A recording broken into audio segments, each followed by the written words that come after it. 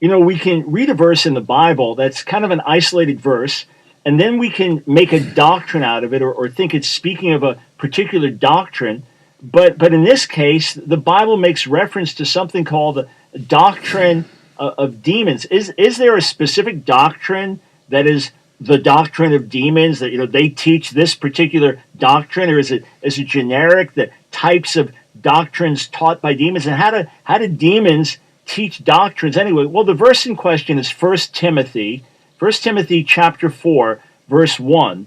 Now the Spirit expressly says that in later times some will depart from the faith by devoting themselves to deceitful spirits and teachings of demons, or doctrines of demons. So the first thing we need to understand is that there's not one specific doctrine only that's called a doctrine of demons. It's anything that is demonically inspired, anything that is from below and not from above. Anything is not just a human creation, but here specifically a satanic creation of deception.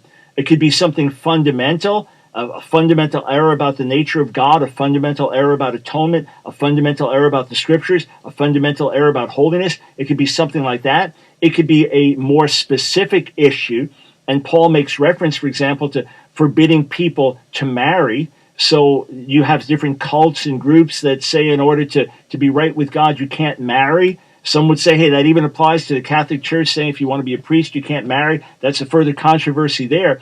But there are specific things Paul references, but it is a general statement. And demons seek to infiltrate in different ways.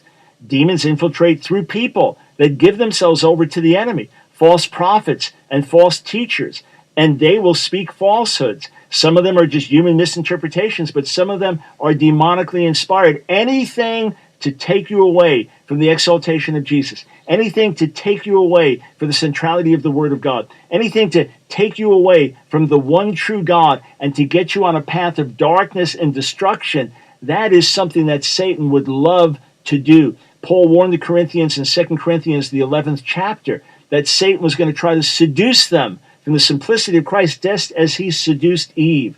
So he is a liar, and he is the father of lies. And he can come through other teachers. He can come through supernatural revelations that someone receives. That's how different false cults and religions are birthed. He can come just with those whispering voices and deception. What we need to do is humble ourselves before the Lord, be submitted to God's authority, be people of the Word that live in devotion to Him, and we then, if we do, will not be deceived by demonic doctrines.